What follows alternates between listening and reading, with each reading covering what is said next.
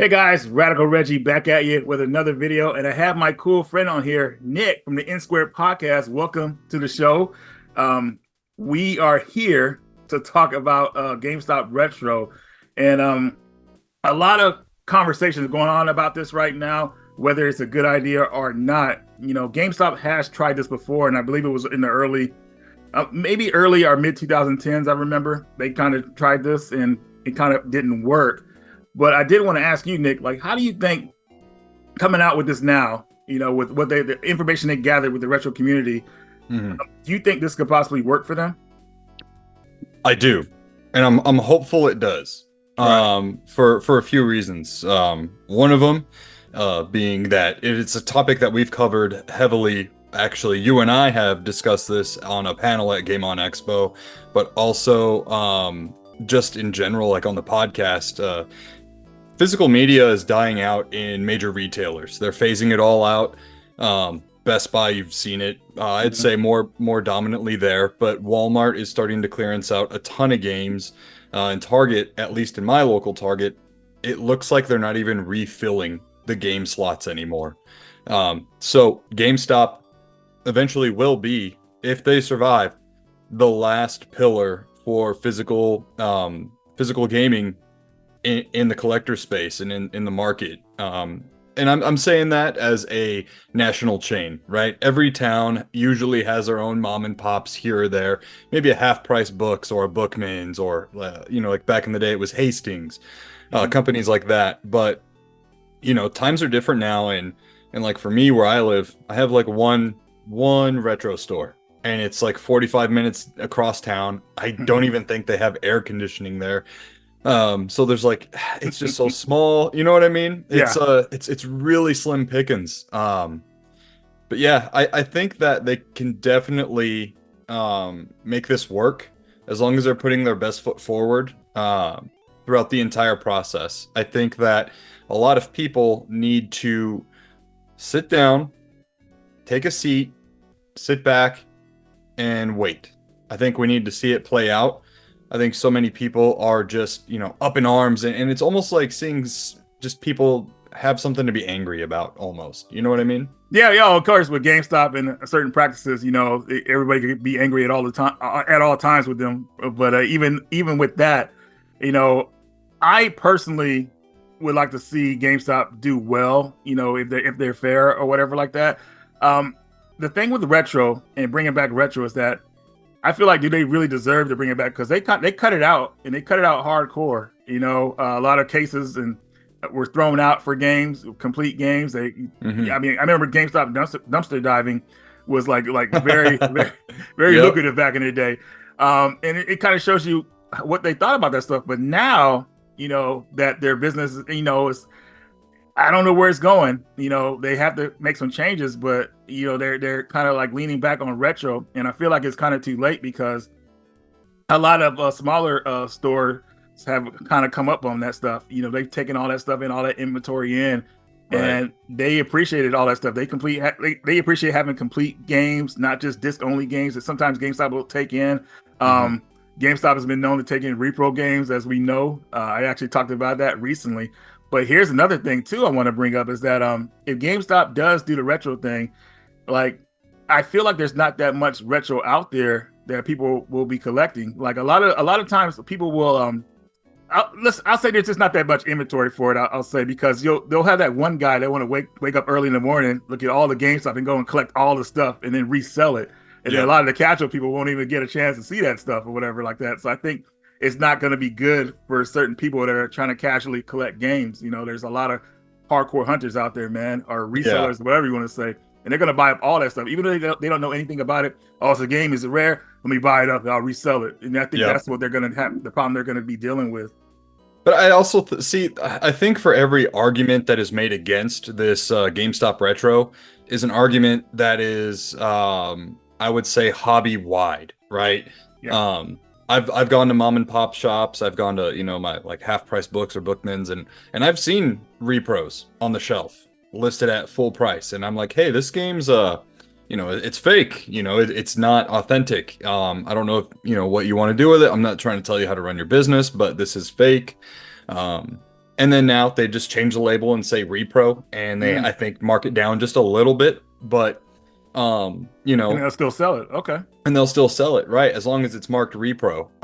But also too, you know, you and I have seen this a lot at conventions. People do the same things at conventions, right? People will go and shop all the deals, buy all the games before a lot of the general public will even have access to the Right. convention floor, which you know, it's just a thing, right? Even the vendors will do it with each other. Really, that's more dominantly what will happen, Right. less than guests and whatnot.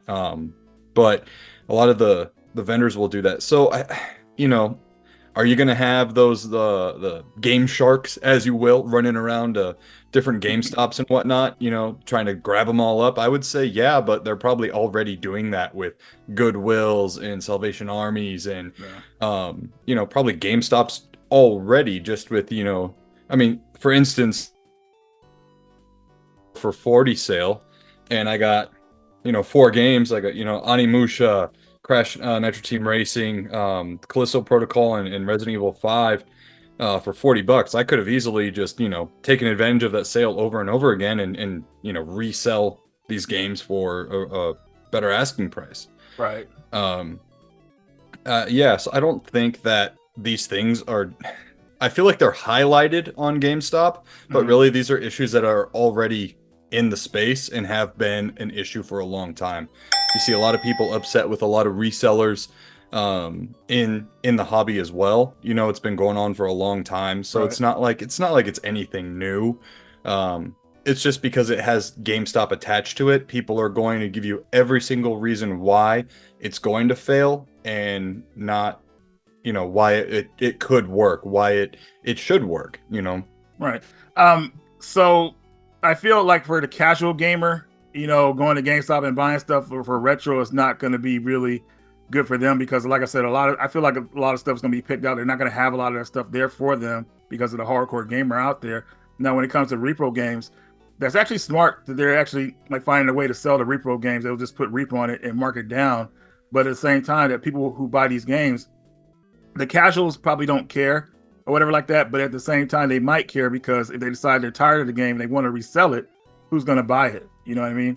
Like Right. GameStop might say, hey, we don't buy repro games or something like that, or if they go, stuff like that, or if you try to sell it online, you market it as a repro, people are saying like it's just it's like a gray area for repro games sometimes, so Yeah. that's the kind of stuff that I feel like will be bad for the casual gamer. Because whether we like it or not, my buddy Cag told me this years ago. Like, man, when we buy games, it's an investment because these games will probably increase in price or whatever like that, Hmm. or keep their value. So that's been a big thing that I feel like is kind of like in a way hurt the gaming community because like people are always thinking about, hey, I could sell this stuff. You know what I mean? Like back in the day Yep. when I was collecting because I love these games. I never thought about selling them because I just, they were my games or whatever like that. So Yep. that's another thing. Overall, in my opinion, I hope that GameStop can make this work because I honestly people won't admit this, but if GameStop goes away, they're gonna be pretty sad. You know what I Hmm. mean? They're gonna be pretty sad. They're gonna have to depend on the secondhand seller, and the Yep. secondhand seller, he could do what he wants with his stuff. So And they truly dictate the resale market. right, Sure, you can like try to wheel and deal or negotiate, but at the same time, I mean, it's really up to them, and they're going to look at you and say, well, do you really want this game or not? Because I have X amount of customers that will buy it from me right that's now, right. you Yeah. know? So that's like the thing. And I also think that going back to the like stock of everything, um I know GameStop has like giant warehouses, right? And they've got tons and tons of games.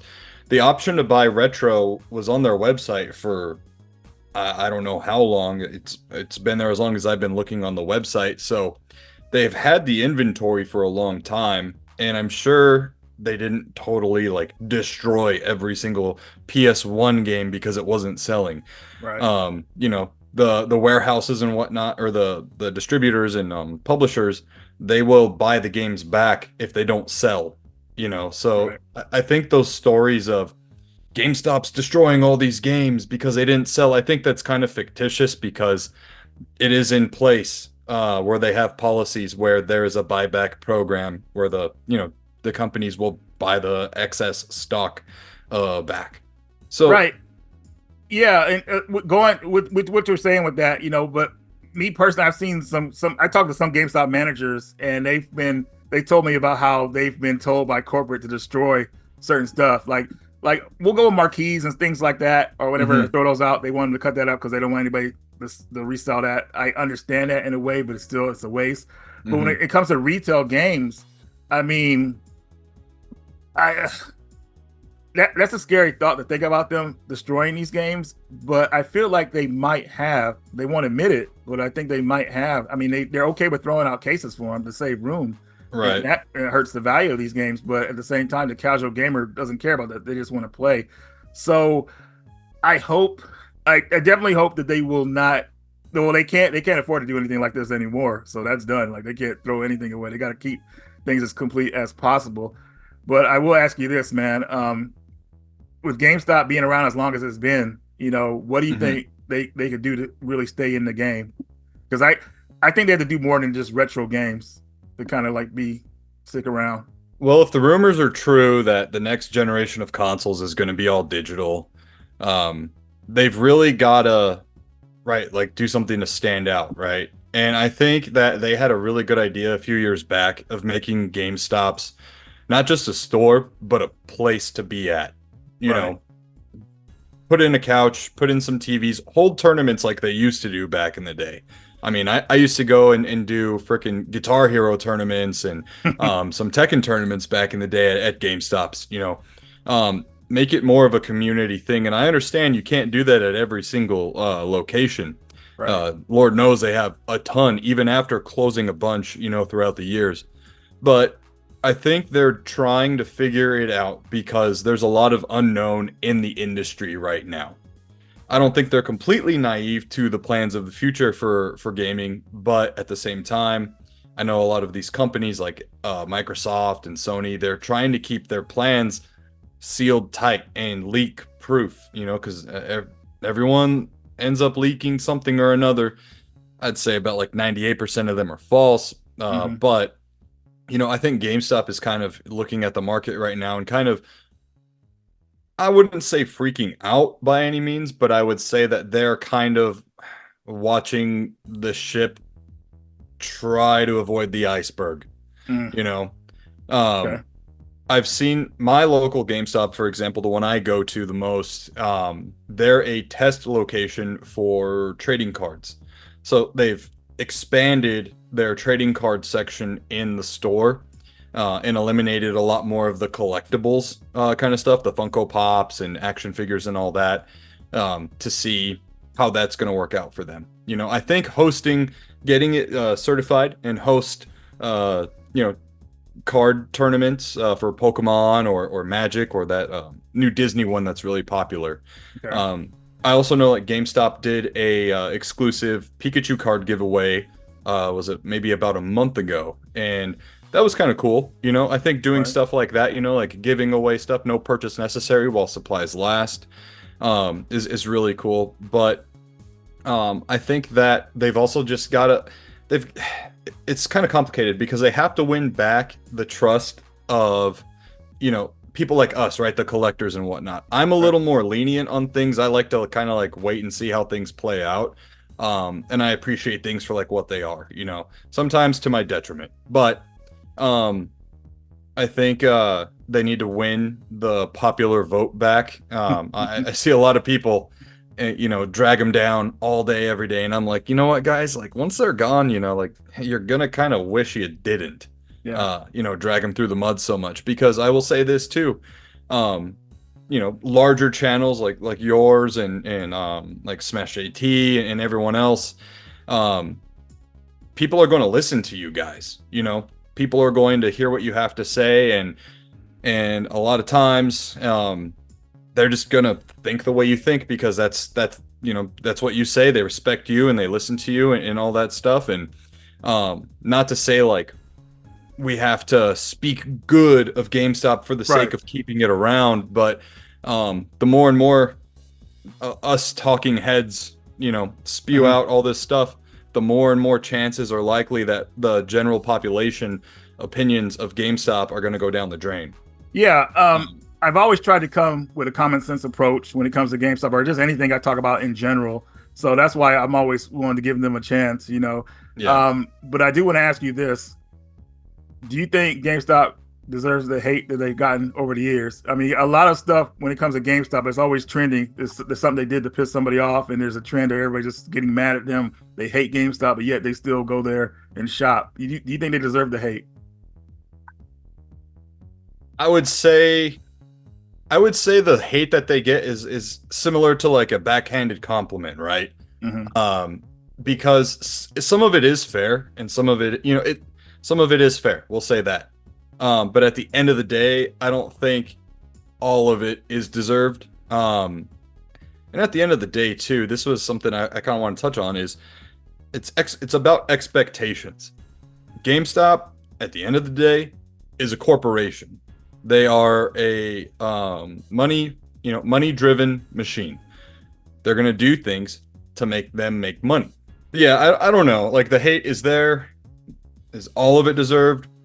I don't think so. I mean, there are some like legitimate concerns, right? Before you'd walk into a GameStop and it was full of games. They had bins, Yeah, in the aisles as well, just in the those middle are of the the days. store. Yep, full of games, and they were super cheap and everything. But now it's a little more focused. Like, I'm not gonna lie, man, they kind of had to evolve with the times. They had to change. I don't think they could have stayed the way they always were because obviously that was kind of failing them. So they tried to change and do something else. You have to give them credit for that, right? They're trying to adapt. They're trying Right. to please. You would, I think, have every right to give them as much shit as you want if they weren't trying. Okay. It's the same thing, I think, with relationships and whatnot. But Okay. I think going into the whole retro thing, people just need to temper expectations. Ultimately, that's what it is. You know, whether you love GameStop or hate it, you have to go in with just an open mind and just see. Because guess what? At the end of the day, you don't have to buy jack shit from them, Mhm. and that's the beauty of it, right? You can vote with your wallet. I wouldn't expect to walk into a GameStop Retro location and see everything be CIB, complete unbox or in pristine condition, because you don't Right. know how long they've had their hands on these games and they've been sitting in a warehouse in some, storage containers or whatnot. Uh, Yeah, and a lot of these games are like, damn, they're over 20 years old. So to expect them in those type of conditions, I get it, it's kind of like insane. yeah. But for Yep. me, I mean, you guys know I like collecting in a certain condition, but I know those days for like at a retail store like that for retro stuff, Mhm. it's pretty much like just it's nil, I would say. But yeah, man, I'm glad to have your opinion about GameStop. I think you have a refreshing opinion. Thank It'll you. probably be against a lot of people, like it's just bashing GameStop, mad at them or whatever like that. Yeah, I'm I sure I'll probably lose some subs. no, you'll be fine. I've never done videos like that, but in the past, thankfully. But I've always was in the middle and wanted to see the good and the bad, the pros and the cons of GameStop. Yeah. And they've done enough to really stay in the game. So hopefully this retro thing will work out for them. I don't know Hmm. if it will for what I talked about earlier in the video, but we'll just leave it at that, man. I want to thank you for coming on, man. Everybody, the NSquared Podcast. I have a link in the description where you can check them out at. And that's all we got for you in this video, the radical one. And we will see you all later. Thanks, guys.